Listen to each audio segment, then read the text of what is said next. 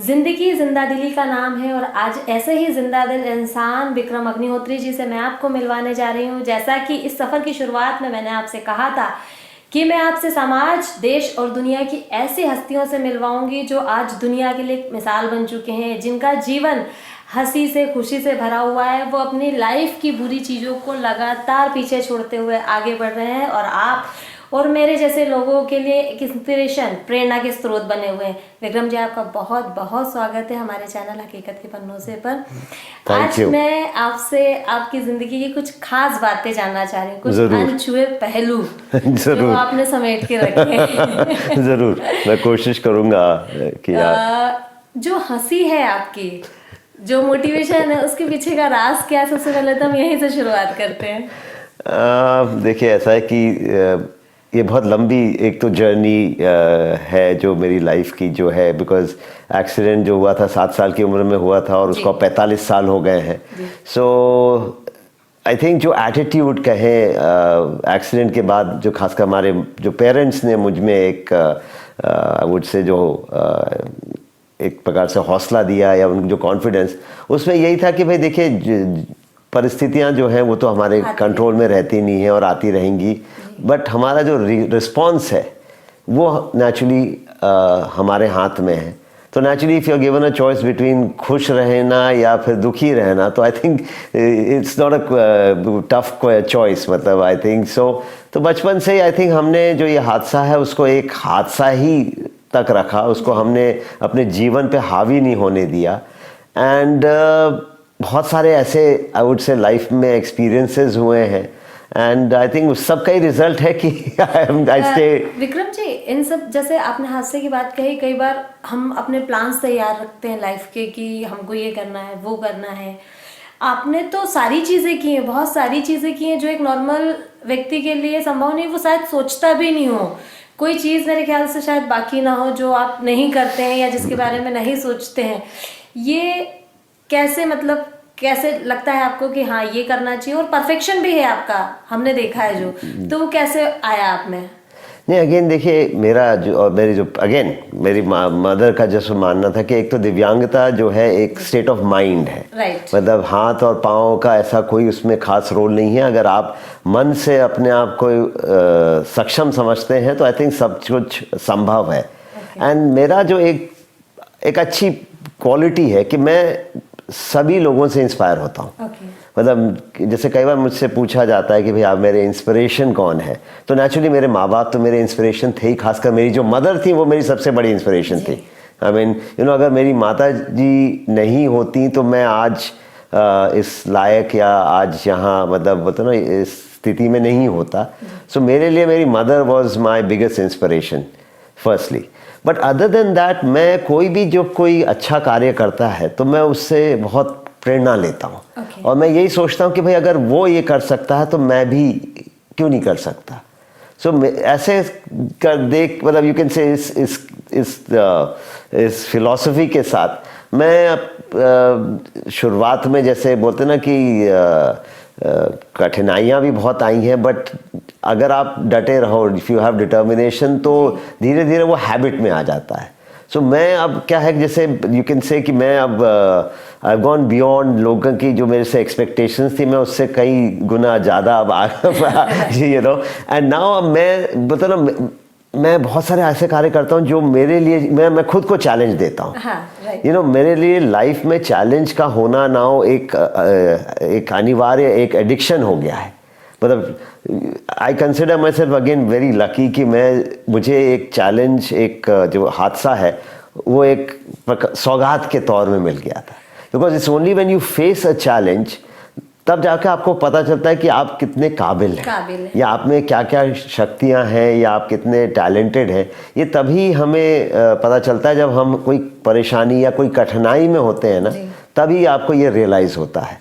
तो मैं इस मामले में बहुत फॉर्चुनेट हूँ। एंड नेचुरली इन 45 ईयर्स, अब मैंने जैसे बताया ना कि मुझे एक आदत सी पड़ गई है, तो अगर चैलेंज नेचुरल वे में नहीं है तो मैं क्रिएट करने की कोशिश करता हूँ। नहीं शब्द तो आपकी डिक्शनरी में है ही नहीं, कहीं कि ये हो ही नहीं सकता है। ये नहीं को डिक्शनरी से कब निकाला, कैसे निकला नहीं शब्द आपकी डिक्शनरी? नहीं, ऐसे देखिए क्या है कि जब मेरा नेचुरली एक्सीडेंट हुआ तो उस समय हर चीज़ बहुत कठिन लगती थी। मतलब ये लगता था कि भाई मैं ये कैसे करूँगा, मैं ये मेरे से ये नहीं बनेगा, मेरे से ये मतलब मैं अब नहीं कर पाऊँगा। बट अगेन यहाँ पे जो मेरी मदर का रोल था, बिकॉज उनका सिर्फ ये कहना था कि भाई तुम कोशिश करो, भाई अगर तुम नहीं कर पाओगे तो ऐसा नहीं है कि हम बुरा मान जाएंगे या कोई ऐसी, बट तो मुझे तो ट्राई करने के लिए भी शाबाशी मिलती थी। अच्छा। मतलब मैं उसमें सफलता पाऊं या नहीं पाऊं, मुझे सिर्फ मतलब बोलते ना कि कोशिश करने के लिए ही बहुत प्रोत्साहित किया जाता था। सो नेचुरली क्योंकि हमारे यहाँ अपने देश में क्या होता है कि सक्सेस पे हम लोग इतना कई बार फोकस रखते हैं या हम लोग इतना प्रेशर बना देते हैं कि भाई आप कुछ कर रहे हैं तो सक्सेसफुल होना ज़रूरी है, कि वो प्रेशर में आदमी दब के और फिर वो गलतियां करता है। ये बात बहुत अच्छी कही आपने जी। तो फेलियर देखिए सक्सेस फेलियर जो कहते हैं ना, दोनों एक सिक्के के पहलू हैं। तो हमें जितना सक्सेस के लिए हम लोगों को बोलते ना प्रोत्साहित करते हैं, तो फेलियर में भी ज़्यादा हमको क्या बोलते हैं, उनको नीचा नहीं दिखाना चाहिए या ऐसा नहीं करना चाहिए कि भाई तुम फेल हो गए। भाई तुमने कोशिश करी, वो ज़्यादा इंपॉर्टेंट है। बाकी जैसे बोलते हैं ना कि भाई फल की चिंता मत करो। बिल्कुल सही बात की आपने, कर्म किए जाओ, कर्म करके जाओ। जो मेरे लिए आई थिंक दैट वाज दी, जो पेरेंट्स ने जो मेरे लिए एक एटीट्यूड रखा था वो यही था कि भाई तुम कोशिश करो। और मैंने यही पाया कि जब अपन अपने मन से कोशिश करते हैं विदाउट एनी प्रेशर, तो 9 आउट ऑफ 10 टाइम्स में आप मतलब मे बी फेल होंगे, बट अल्टीमेटली आपको वो सक्सेस मिलती है। विक्रम जी, एक लैंप है आपके पास और ये एक बहुत ही मतलब यूनिक है, इसकी कहानी भी थोड़ी सी हम जानना चाहेंगे आपसे। आई थिंक मैं एक तो कहना चाहूँगा कि ये जो कोविड का काल रहा है, इसमें I am sorry for of course कई लोगों ने अपने बहुत क्लोज फैमिली मेम्बर्स को खोया है, तो उनके प्रति तो मेरी संवेदना है। But I think it was a very एक अच्छा समय था कि हम कई चीज़ें जो टाल देते थे ये कह के कि समय नहीं है, और कई चीज़ें जो हम क्योंकि रोज़मर्रा की जो दौड़ में लगे हुए थे तो lot of things I think हम निगलेक्ट कर रहे थे। तो ये 2 साल जो घर में एक प्रकार से रहने का अवसर मिला, तो मैंने पाया कि हमारे घर में बहुत सारी ऐसी पुरानी चीज़ें थी जिनको जो ऐसे अटाले में पड़ी हुई थी। जैसे ये जो आप लैंप बता रहे हैं, तो इसमें अगर आप देखें नीचे, हाँ जी, तो इसमें जो नीचे का जो हिस्सा है दैट इज एक्चुअली एक टैंक का शेल है। अच्छा। ये जो लड़ाई में जो अभी आप यूक्रेन और रशिया में भी देख रहे हैं, तो जो टैंक्स होते हैं तो जो वो फायर करते हैं जो तो उसका ये बचा हुआ शेल रखा था हमारे पास, क्योंकि मेरे फादर 71 वॉर में एक बीएसएफ की बटालियन कमांड कर रहे थे गुरदासपुर में। एक्चुअली मेरे फादर रिटायर्ड आईजी तो है ही हैं, बट उनने अपनी जो शुरुआती जो सर्विस है उसमें 7 साल बीएसएफ में भी रहे थे। तो 71 वॉर उनने बिल्कुल मतलब हमने फर्स्ट हैंड एक्सपीरियंस किया है। तो ये शेल हमारे पता नहीं उस समय कैसे ये रह गया हमारे पास, तो ये रखा हुआ था। तो मैंने आई डोंट नो, मुझे हर चीज़ में वैल्यू एडिशन की बहुत आदत है। मुझे कुछ भी चीज़ दिखती है तो मैं यही सोचता हूँ कि इसको मैं और बेहतर कैसे बना सकता हूँ। मतलब तो यही हुआ कि बेसिकली इसमें वैल्यू एडिशन ही किया है मैंने, कि मैंने ये शेल के ऊपर हमारे एक मित्र ही कह लीजिए, वो खराद का काम करते हैं, लकड़ी का काम करते हैं, वो भी मेरे जैसे मतलब पैशनेट है अबाउट थिंग्स। तो मैं कोई भी उनके पास प्रोजेक्ट लेके जाता हूँ तो वो भी बिल्कुल हाँ भर देते हैं। तो आई थिंक देखिए पैशन एक ऐसी चीज़ है, वो कंटेजियस भी होती है, कि जैसे अगर if you are passionate about something तो नेचुरली जो दूसरा बंदा है वो ऑटोमेटिकली वो उसके ऊपर भी असर आता है। बिल्कुल आता है, सही बात की आपने। जो मेरा एक्चुअली बचपन का जो एक सपना था वो मुझे लाइसेंस जब प्राप्त हुआ उसके बाद फुलफिल करने का मौका मिला। मैं बचपन से कार रेसर मतलब बनना चाह रहा था, मतलब that was my childhood dream. And 2017 में मुझे मेरा पहला मौका मिला, एंड मैं उस प्रतियोगिता में फर्स्ट आया एज एन एमेचर। तो वो ये मेरी ट्रॉफीज़ यहाँ रखी हुई हैं, और सबसे ज़्यादा जो मुझे गर्व है जिनको, वो ये 4 ट्रॉफीज़ हैं जो ये सारी मेरी मोटर स्पोर्ट्स प्रतियोगिताओं में मैंने जीती हैं। और मैंने अभी तक 6 इवेंट्स किए हैं, और 6 में से 4 as you can see 4 trophies हैं मेरे पास। सो समाउ मेरा ऐसा मानना है कि लाइसेंस एक माध्यम था, मुझे अपने बचपन का जो सपना था वो फुलफ़िल करने का उसमें अवसर मिला। एंड ऑफ कोर्स जो मुझे कुछ और जो नेशनल अवार्ड्स मिले हैं तो उनकी भी ये ट्रॉफीज़ यहाँ रखी है। ये डॉक्टर बतरास का एक इवेंट था, देन ये रोटरी का था, ऐसे करके ये तमाम यहाँ पे मेरे जो सर्टिफिकेट्स हैं ये यहाँ पे है। इसमें ये लिम्का बुक ऑफ रिकॉर्ड्स, क्योंकि लिम्का ने उसको सर्टिफाई किया था कि मैं पहला भारतीय हूँ जिसको पैर से कार चलाने का लाइसेंस जारी किया है। तो ये लिम्का ने भी इसको सर्टिफाई किया था और उनके जो बुक है उसमें मेंशन किया है कि मैं पहला भारतीय हूँ जिसको लाइसेंस जारी किया है। जिस टेबल पे हम बैठे हैं ये भी आपने क्रिएट जी की है, और भी कई सारी चीज़ें आपके प्रोजेक्ट में अभी चल रही हैं। तो कुछ है आपके पास अभी ऐसी तैयारी जो आप और आगे फ्यूचर में प्लानिंग कर रहे हैं जिनको क्रिएट करने की? डेफिनेटली, देखिए मेरा क्या है कि देखिए इंस्पिरेशन तो बहुत कहीं ना कहीं से मिलती रहती है, and I believe in creating. मुझे बहुत अच्छा लगता है कुछ जैसे खुद बनाने का जो एक फीलिंग है और मार्केट से ख़रीद के लाने में, आई थिंक देयर इज़ बहुत डिफरेंस है। तो मेरे लिए कुछ ना कुछ क्रिएट करते रहना एक प्रकार से मेरा सेल्फ मोटिवेशन का बहुत बड़ा इंपॉर्टेंट रोल है। तो जैसे आप ये देख रहे हैं ये पिकनिक बेंच जो बनाई है हमने, तो ये अभी मैंने करीब 2 महीने पहले जैसे ये हमारा प्रोजेक्ट कंप्लीट हुआ, and I am very happy with it. तो अब इसी से रिलेटेड एक और ये मैं जैसे ये Adirondack, these chairs are called Adirondack chairs. ये भी वुडन चेयर्स होती हैं जो आउटडोर जैसे बीचेस में या पूल साइड में मतलब ये में रहती हैं। तो मैं चाहता था कि इसके साथ इसको कॉम्प्लीमेंट करेंगी अगर ये चेयर्स बनाऊं। तो ये भी एक हमारा भी मैंने ये अभी ये प्रोजेक्ट है उसका भी मैंने ये प्रिंट आउट निकाल लिया है, एंड ऑफ कोर्स अब इसकी सोर्सिंग करेंगे लकड़ी की, और होपफुली आप नेक्स्ट टाइम आएंगी तो आपको ये भी रेडी मिलेंगी। सो एक पता नहीं, आई डोंट नो, मैं मतलब मेरा ऐसा मानना है कि भाई व्यक्ति को जो है ना कहीं कोई पॉजिटिव प्रोजेक्ट में जुड़ा रहना चाहिए। बिल्कुल सही। मतलब जो आपकी क्रिएटिविटी है वो ऐसी चीज़ नहीं है कि एज, मतलब नो, पहली बात तो एज फैक्टर तो होता ही नहीं है। In fact I think with age you only get better, you know, I mean, क्योंकि naturally when you are young तो उस समय दूसरे आपके पैशन या डिस्ट्रैक्शंस होते हैं। But I think as long as आप कोई ना कोई प्रोजेक्ट में या कोई ना कुछ सीख रहे हैं। अच्छा, जैसे आप कोई प्रोजेक्ट करते हैं तो नेचुरली इट्स अ चैलेंज, क्योंकि बहुत सारे प्रॉब्लम जब आप शुरुआत करेंगे तो पता करेंगे कि अरे यार ये साइज़ ऐसी हो गई, ये गड़बड़ हो गई, ये लकड़ी नहीं सही थी।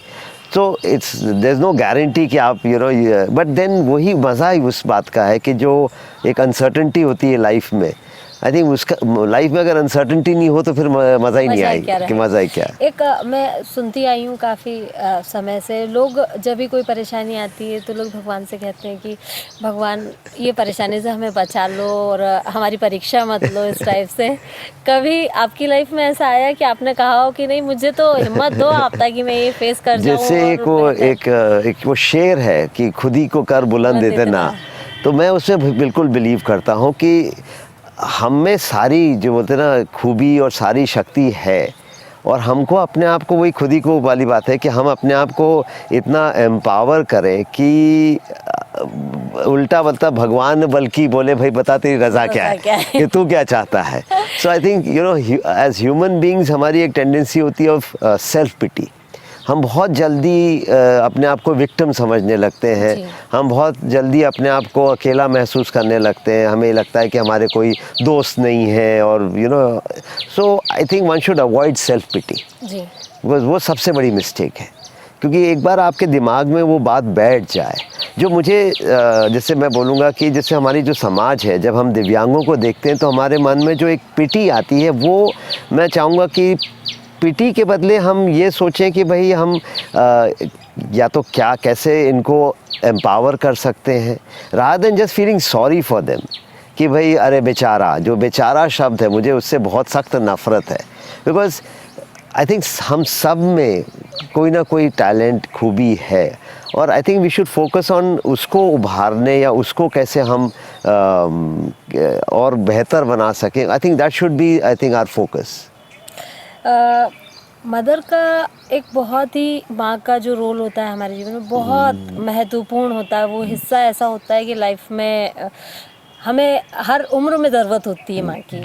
आपकी लाइफ में बहुत ही इम्पोर्टेंट रोल रहा आपकी माँ का। आपने काफ़ी सारी चीज़ें सीखी हैं, होम मेकिंग भी आपने उनसे सीखी और बहुत ही प्यारे तरीके से आप उसको मैनेज कर लेते हैं। देखिए, जो बोलते हैं ना कि माँ जो है वो भगवान का जो रूप है, उसका आई थिंक जीता जागता एग्जाम्पल मैं हूँ।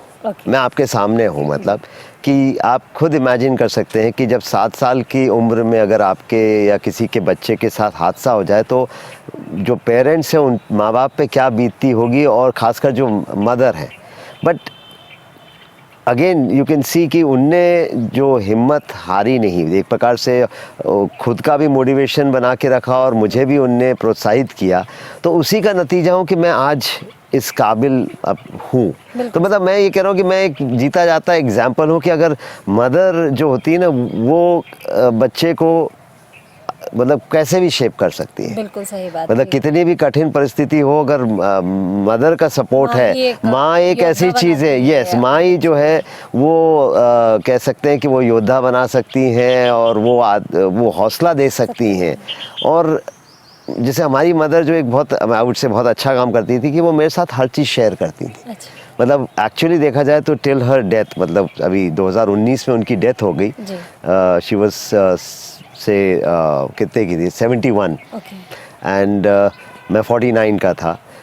But we was the best of friends. मतलब देखा जाए तो actual friend, philosopher and guide जो बोलते हैं, even at this age she was my best friend. And वो हर चीज़ मेरे साथ शेयर करती थी।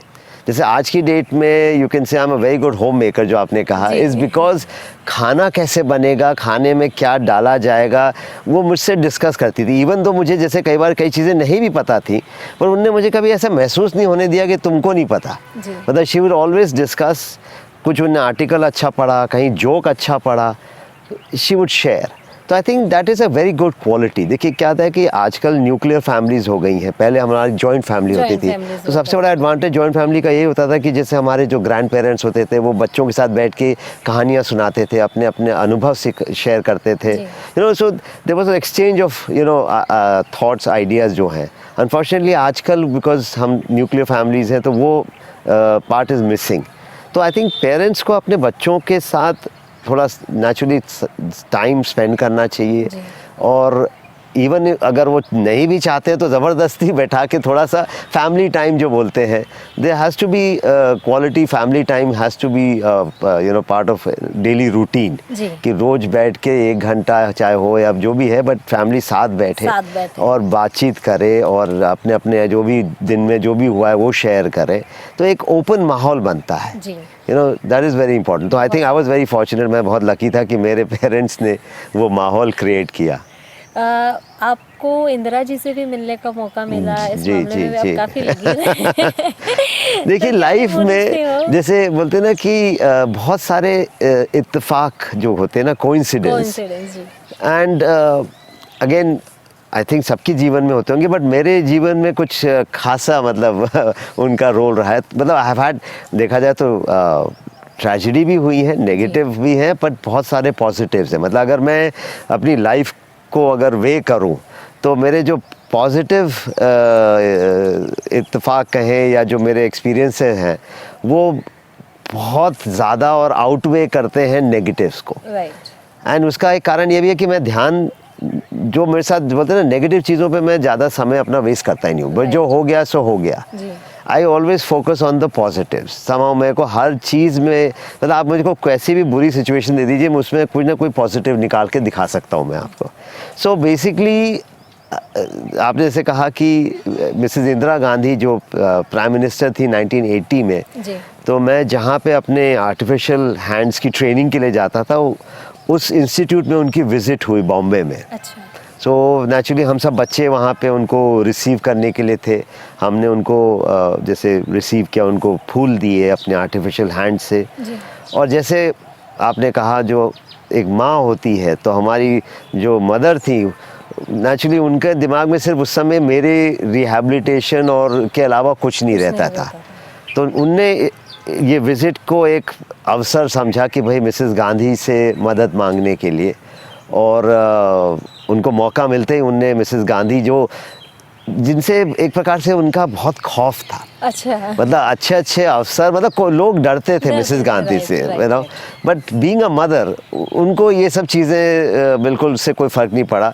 और उनने सीधे जैसे उनको एक मौका मिला वो सीधे उनके सामने जाके खड़ी हो गई और थोड़ा सा उनने बोलना शुरू कर दिया मम्मी ने कि यहाँ की जो फैसिलिटीज़ हैं वो इतने भी एडवांस नहीं है, ऐसे करके थोड़ा सा एक नॉट मतलब एक तरीके से कंप्लेन करते जैसे बोलना शुरू किया। तो उन्होंने मदर को एब्रप्ट किया और पहले तो पूछा कि भाई आप हैं कौन, बिकॉज मदर तो सीधे शुरू हो गई। तो उन्होंने पूछा भाई आप हो कौन, उनको लगा कोई टीचर है, कौन है यहाँ की। तो मम्मी ने फिर मेरी तरफ पॉइंट किया और बोले मैं विक्रम की मदर हूँ।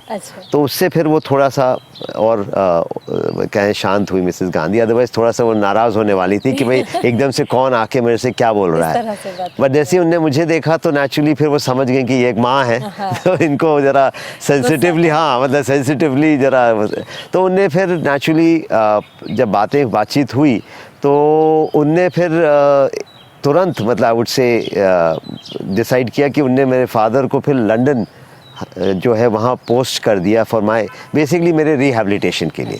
तो वो एक बहुत ही आई वुड से बड़ा कदम था, बिकॉज फिर नेचुरली उसके बाद मैं 6 साल जैसे हम लोग विदेश भी रहे हैं।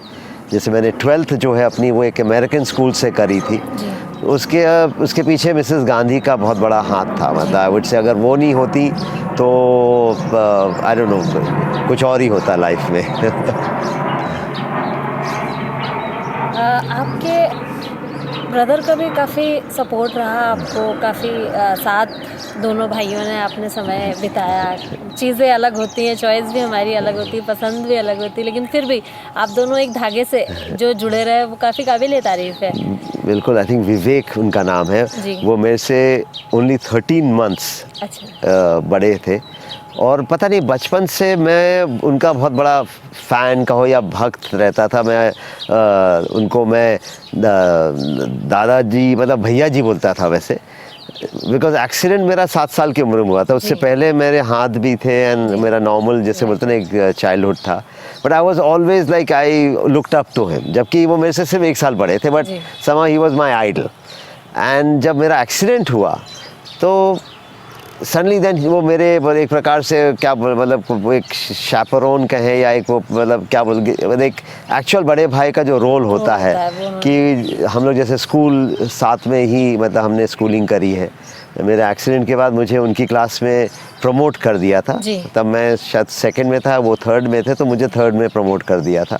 तो फिर हम लोग साथ में पढ़ते रहे, स्कूल भी साथ जाते थे। तो नेचुरली विवेक का प्रेजेंस मेरे लिए साइकोलॉजिकली एक बहुत बड़ा प्लस पॉइंट था। मतलब जो मुझे इनिशियल कॉन्फिडेंस, जैसे naturally I had lost a lot of my confidence जब एक्सीडेंट हुआ, तो थोड़ा सा जैसे बोलते हैं ना काफ़ी लगता है कि आप एकदम से आपके हाथ नहीं है। सो वो जो खामी थी, जो कमी थी, वो विवेक ने काफ़ी मतलब आई वुड से उनका बहुत अहम रोल था। बिकॉज नेचुरली घर में तो आपके पेरेंट्स या आपकी माता जी साथ में, बट अगर आप बाहर जाएं, स्कूल जाएं या बाहर बच्चों के साथ खेलने जाएं और अगर आपकी मदर साथ जाएंगी तो बहुत ऑकवर्ड लगेगा।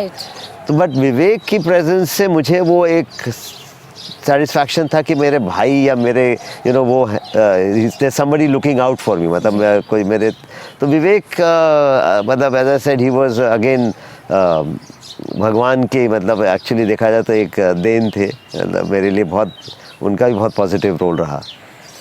तो दोस्तों आपने देखा विक्रम जी ने कितनी सारी बातें बताई। उनकी लाइफ में नहीं शब्द तो है ही नहीं, वो कुछ ना कुछ क्रिएट करने में लगे रहते हैं, कुछ चाहते हैं कुछ बेहतर कर पाएँ अपने जीवन के साथ, लोगों के साथ। ये बहुत ही अच्छी बात है दोस्तों। हम आप अक्सर छोटी छोटी सी प्रॉब्लम से डर के फ्रस्ट्रेट हो जाते हैं। तो मेरा ये मानना है प्रॉब्लम्स आएंगी, भगवान के सामने बार बार हाथ जोड़ने से अच्छा है कि आप उनसे ये कहें कि वो आपको शक्ति दें, ताकि आप उस समय को, उस परिस्थिति को सहन करके आगे बढ़ें, कुछ बेहतर कर सकें। और मैं विक्रम जी से कई सारी चीज़ें और समझने की कोशिश करती हूँ और उनसे बातें करती हूँ। और लेकिन आप भूलिएगा मत, देखते रहिए हकीकत के पन्ने से।